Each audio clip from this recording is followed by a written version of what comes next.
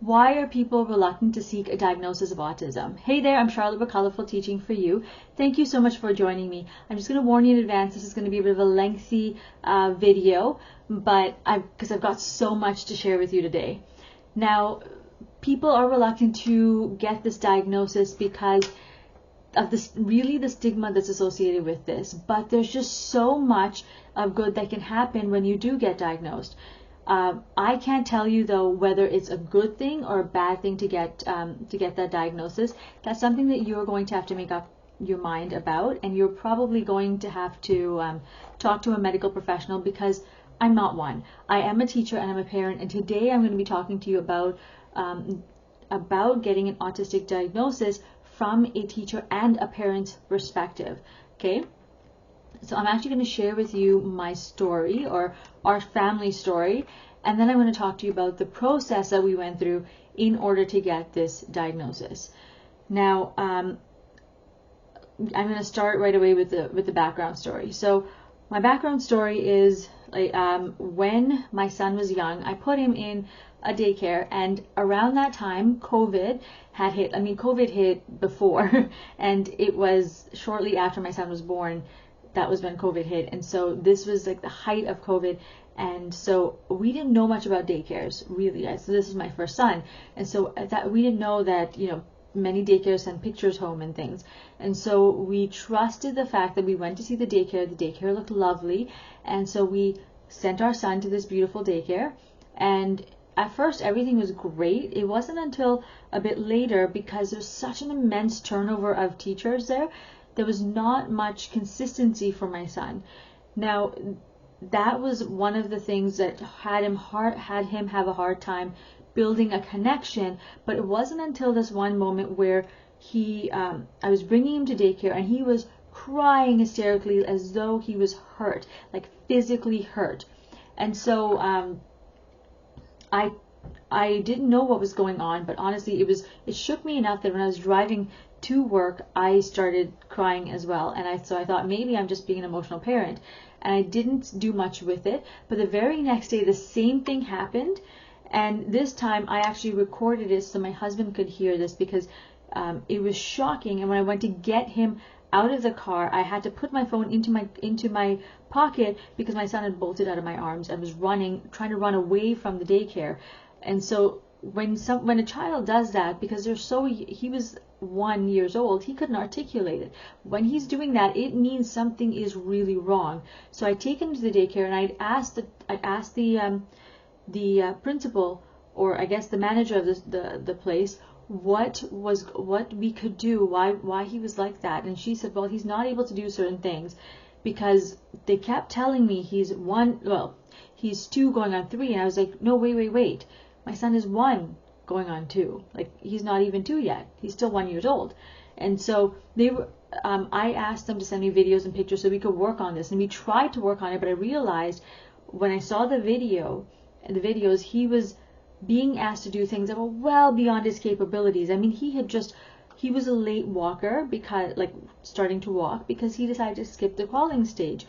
And he was learning to pull himself up. But if you've got a child in a million different outfits plus a snowsuit on, and you put him in the center and he does not know how to stand up except for pulling himself up, you can't expect him to stand up with all that gear.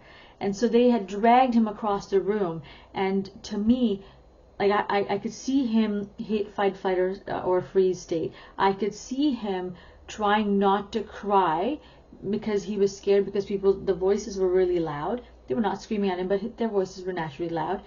And I could see him walking to the side where they thought he was being defiant, but in reality, I taught him how to self-regulate so that he could, manage his emotions and then go back and join the group.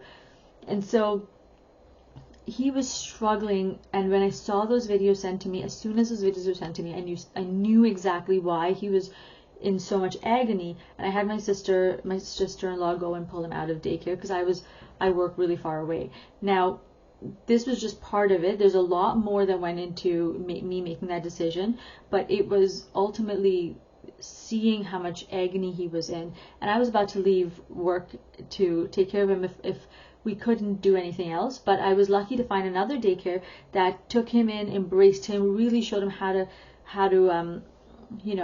how to stand and all of that. So he was really enjoying it. But of course, coming from a traumatic situation and going to a different one, it takes time. And so he didn't want to talk to anyone. He didn't make eye contact with anyone. And he really just only engaged in things that comforted him. So it looked like fixation on things. But in that moment, we were trying to teach him how to we were just trying to embrace him and show him how loved he was, so that he would start to build his self-confidence. But that does take a long time.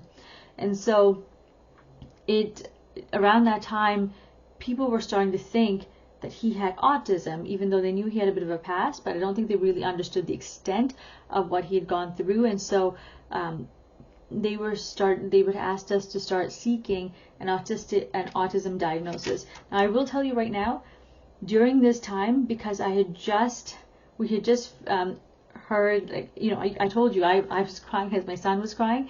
So we were going through this thing of trying to help our child get through his trauma, only to be told now, oh wait, your son also has autism.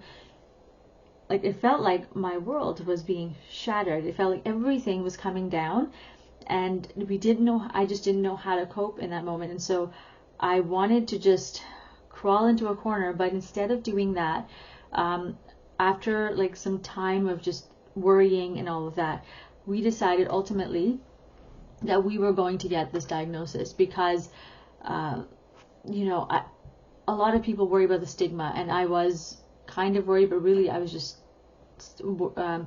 overwhelmed by everything that was going on.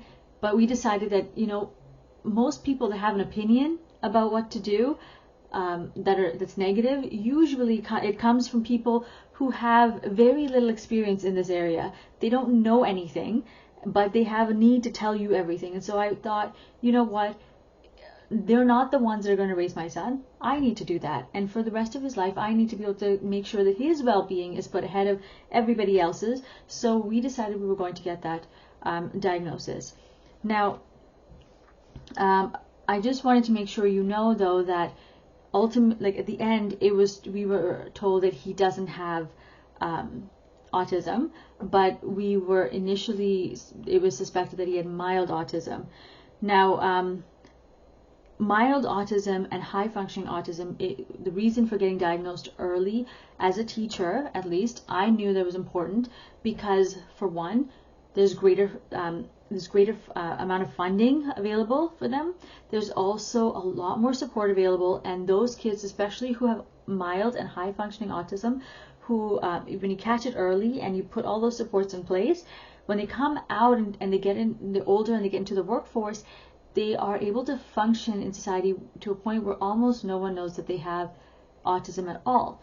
So it is a benefit to them to get that diagnosis as early as possible, which is why we were going to do that. Now, this is not the case for low functioning autism, of course, but even for low functioning autism, they learn a whole variety of skills that that they'd be struggling with until they got much older.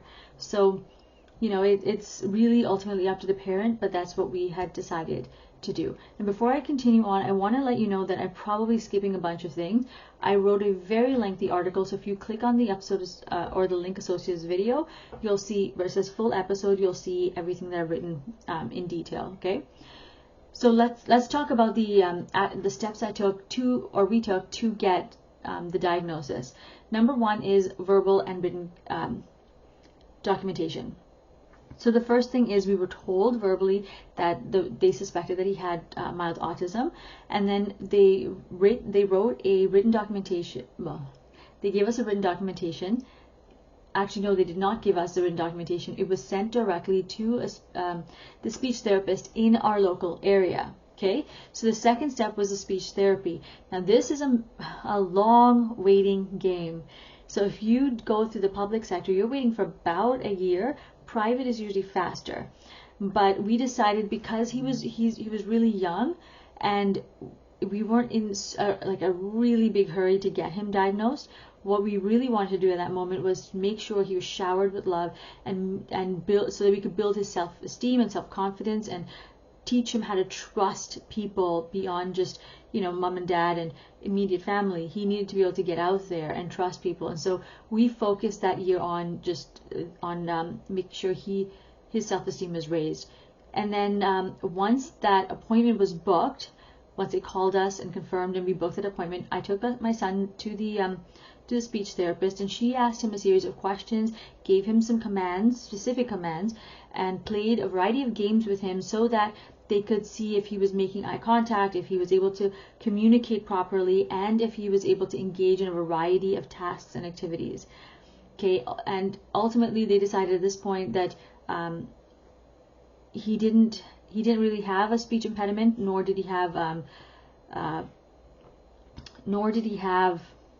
autism, because in all honesty, I had gotten him assessed a long time ago because I was worried about him by a pediatrician.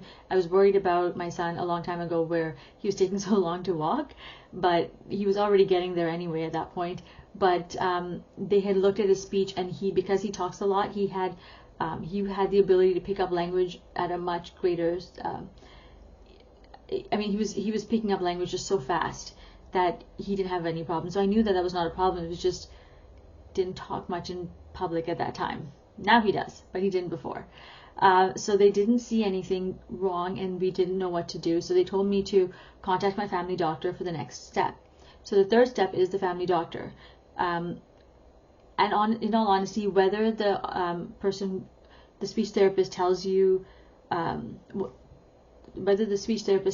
if they suspect or not, they can't make a diagnosis. You have to go to your family doctor anyway. So the family doctor, I called him up, and he had already read all the documents, and he couldn't see why I wanted to proceed, but I pleaded with him to go ahead and make that appointment with the pediatrician, because that's the pediatrician is the one who can make that diagnosis. And once that diagnosis takes place, that's when you can get your occupational therapist and all of those other supports in place. But it has to come from first the pediatrician. So we waited for that. I really did plead because I wanted to make sure we weren't missing anything at that time. And so he said that was okay, and he made that recommendation. Now, in between the waiting time for the doctor and the pediatrician, I like to call this next step an emotional state. So an emotional state is this was just going on and on. So I was at this point, I was reeling from just frustration and sadness and everything, because I had felt like I was being punched in the gut and being punished for making the decision to go to work after my maternity leave had ended, because instead of taking care of my son. And so all these bad things were happening. Well, autism is not a bad thing, but the trauma itself was a bad thing. And it's just one thing was piling on top of the next. And so I felt like this was all happening because I had made that bad decision. It's not a bad decision, but in that moment, this was what was going on in my mind, right? And so I'd given up, and I had decided I was going to talk to a couple of people, and I talked to immediate family, one friend, and a professional friend. And I remember when I talked to this one person, they had asked me a series of questions. I'm going to tell you what these questions are. So I'm going to look ahead at my screen just so that you don't forget these questions, because I'm really hoping it'll help you as well. So the first thing they asked is, if you found out that your child has autism, what would you do differently? Okay? Will you change the way you love him? Will you change the way you teach him? Will you change the way you play with him? I'd like you to answer these questions for yourself, because when I answered it, my answer was no to all of them. I wouldn't change anything, because he was thriving based on what I was doing. If he wasn't, then I would change it. The only thing that I would change that I would not change but add is if he is diagnosed, or if he was diagnosed, if I was told by medical professionals to do certain things, and I would integrate that to make sure that he was progressing. But my main point though would be, is he happy, and is he making progress? If not, then I would change to something else. So knowing the answers to those questions helped me go from this emotional state to being a parent who was able to put my son's needs first, because I needed that for the next step, which is the pediatrician. Now, this was like a 3-month waiting game to get just this referral and make this appointment. When we got to the appointment, I was very happy to know that he had read through all of the documents from all of his medical professionals before we got there, so that I didn't have to go through everything. All I had to do at that point was talk to him, give him a little bit of background about my son's previous daycare and, you know, where he was at. I showed him some videos and pictures about what my son was like outside of the clinical environment. And then he asked me a series of questions about my son, and then he engaged with my son in different activities and asked him extensive amounts of questions, because he had a very long list of things he had to go through to make this diagnosis.